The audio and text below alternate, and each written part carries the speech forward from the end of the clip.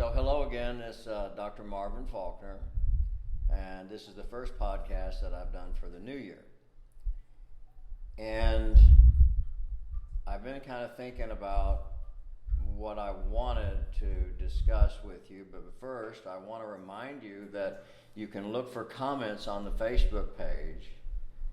You can also go to my website to it at www.marvinfaulkner.com. And the reason why I bring that up is because there's a place on there that you can invite me to come somewhere and speak for small groups, for grief support, for just because of what I've been through, and that I believe that I can help. And the biggest thing about it is I don't charge anything. It's a ministry, and so it's just to try to help people. And I think that I've kind of adhered to the philosophy that if I did try to continue to help others despite what I've been through, that it could only help myself. And so, and I think that you should adhere to the same thinking.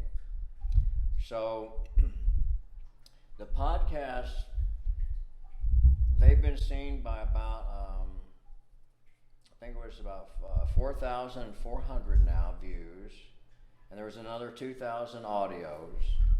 Now the last one was kind of hard because we did some at Unity Temple, and I spoke in a little small group setting, but there was so much pain in that room that it was kind of oppressing. But there was a lot of people that needed to vent, and let me tell you something. There's plenty of pain and suffering in the world, and there's no short supply on that. And a lot of times you go to these, you hear people speak, and it's all about, look, if you will do this or that, if you can, believe in this or that, then you'll have a ministry like mine, or you'll get to charge what I get to charge to speak. Well, people just want to make you believe that you'll just have all these blessings, everything will just pour out on you, that everything that you ask for will come true, and that's not reality. It really isn't for most people. It's just not realistic. So to get to the point, I've had several patients that have come in recently and have been asking me, Dr. Faulkner, what do you do when it's just too much? When it's just too much? And I'm like, well, that's interesting because I have felt like in my own life, it's just too much. I went to God not too long ago, and I said, you know what? This is too much now. This is really just too much. I've had it. It's kind of too much. And a lot of the patients they've come to that, and many people come to that. And just recently, Lisa Marie Presley came to that. It was too much, and so she took her life. And whether it got a little out of hand or action or purpose or whatever, the result was the same. And my mother did that.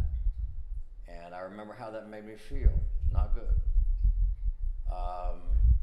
And so people they can come to it in this life like, okay, that's enough. So with a mother's suicide and a wife's death of cancer, and as if building a home at the time that even occurred, just the finances, and then to raise the kids on my own, and then to have Taylor embark upon this 15-year horrifying drug addiction, only to lose him. So now I've lost my son, my daughter's brother. I mean, I was kind of, you know what, that's enough. That's just too much. And ironically, here I'm a pain doctor with people coming in and telling me horrific stories every week of what's going on with them. And they have some of it physical, no legs, back's been operated on, head, whatever. But they also have emotional and psychological issues, of course, as well. So it's a tough spot, and it's kind of like, yeah, I get it, the too much.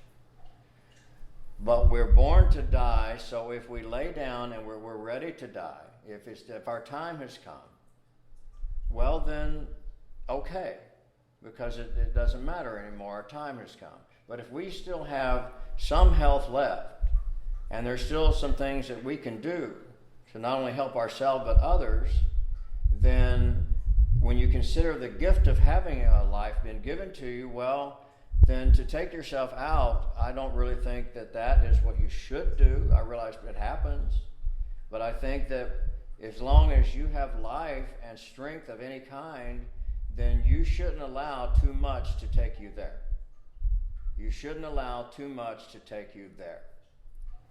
And so how do we come to the point that we don't allow it to take us there? And we say, well, we still have people that we love. We still have people that love us. We don't want to hurt them. We have love to give. So our life is still of use. So I wanted to dedicate this podcast to Dr. Randy Fierro. I've known Randy for a long time. And I went to Dallas, and I got to see Randy for the first time in about 7 years, and I got to see another good friend of mine, Brett Herbert, that I hadn't seen for 10 years. But Randy we were in discussion, and I got to think about what he had to say to me, and I thought, I'm going to share this with everybody that I can. And I've been sharing it at the hospital, I've been sharing it with people, and so this is a very simple formula, and this is not about you getting rich and famous. This is simply about coping with everyday life, death, sacrifice, disappointment, depression, anxieties. I mean, when I lost our son, the best way I can describe it is somewhere behind my heart, I felt like that there was something back there, and I thought, this is my soul. That is my soul back there. And it was cracking like an egg. I felt such a hurt, deep ache behind it wasn't in my heart, it was behind my heart. And then I thought, you know what, I'm gonna die of a broken heart. I had a breakdown. I really did have a breakdown, and I was like, I just am not doing well. And I thought I saw death. And so I can see how pain can take you there. But here's something that Randy had to share. He said, here's what you do, Lynn. He said, this is what you do. It's what I do, it's what you do. He said, you get up every morning and you just say, Egbok. E-G-B-O-K. Everything's gonna be okay. Everything's gonna be okay. Egbok, Egbok, Egbok. When I came back from Dallas, I was going to the hospital. I walk in, I go, how you doing, Dr. Falk? And I go, Egbok. Egbok. We started, and all of a sudden, everybody in the hospital was saying it. Egbok it, Egbok it. And I had all the patients saying it. Everything's going to be okay. So you repeat it several times.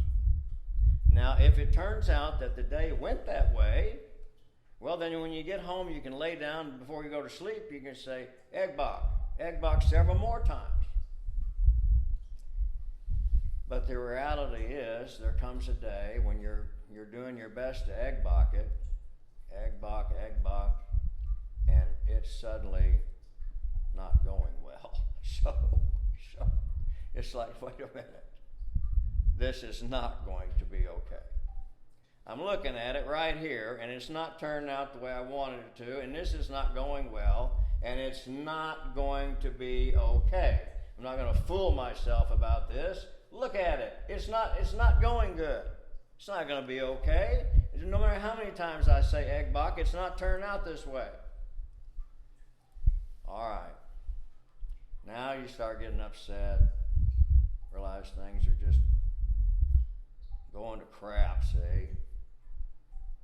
And now you start getting filled with anxiety, depression, whatever. The best thing to do is just come home, get back to your place. I call my loft, I call it serenity and tranquility, because I have a water feature, and I light candles, and I have aromatherapy, and sit here with my little doggy and stuff, and Delilah. So what I do is I just come home and I just get in my little place here. And that's what Randy said. And say, you just say, now look, did what happened today, was that my fault? Do I need forgiveness? Did I bring this on? I know I had to, wait a minute, what if I had nothing to do with this? But this just fell from the sky, just this I really didn't have nothing to do with it. So then you just have to get about saying, forget about it. You get really mad and angry, you might say something else, but just forget about it. Just say, you know what, just forget this. Just forget it. There's nothing I could do about it. I didn't cause this. I didn't do anything to create this. This would have nothing really to do with me. So why am I taking it so personally?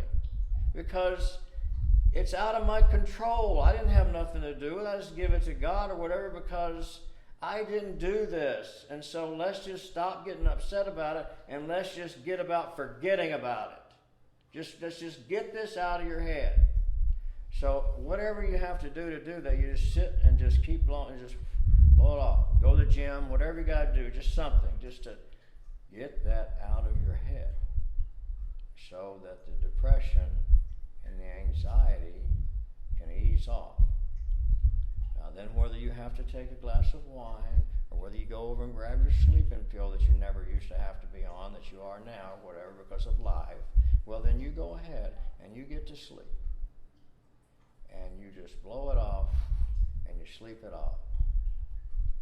And when you get up the next morning and your feet hit the floor and you say, I'm going to go and try to be productive today.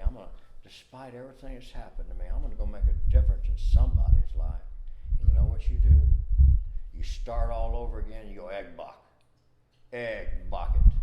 Everything's going to be okay. Egg bucket. So now you have this little system down where between egg bucking it and forgetting about it, you survive. You become a survivor. I want to finish this fight. I want to finish it. I want to finish it like I did in the ring, where nobody could beat me in the third round. Nobody. First round, yeah. Slow starter. I want to finish strong. I want people to say, look at that guy. You know what he did? He had a lot of crap come on, but he finished strong. And his girls, remember, they say, our dad finished strong. And so, if you still have a little bit of life left, like I believe I do, even though my son's gone, my wife's gone, and you know, my mother and dad, of course, are gone. And that was ridiculous. And you say, so, well, she killed herself. It's not that simple. There was a whole story behind that. And it was awful for years. And Tammy's death was horrifying. Paralyzed for the last year of her life. No bladder or bowel function. Couldn't even recognize my wife except for her eyes. The cancer tore her to pieces. It was cruel. It was cruel. And when my son told me, Dad, I can't accept Mother dying like that. I can't. And he was angry about it for decades. And that was part of his issue. And now he's gone. I mean, he sat over here and he said, Dad, he was grimacing. I never realized how bad his suffering was. I said, son, what is it? He said, Dad, I'm in so much pain. I said, son, I don't know what to do. He said, Dad, I'm trying to tell you something. I go, well, I'm trying to believe in you, son. I mean, what is it? What else are we going to do? It's 15 years. We've done, what else can we do? We've tried so hard. What is it? Well, he was dead 24 hours later. So he was trying to tell me something. These are hard things. These are rough things. But you know what? As long as we have an ounce of love left to give, we forget about the things that we can do nothing about, and we egg buck the rest. EGBOK, egg bucket. I love you. You listen to these podcasts. You have me come speak somewhere because I can help make a difference, and that's what I want to do. So God bless, and you keep going. Amen.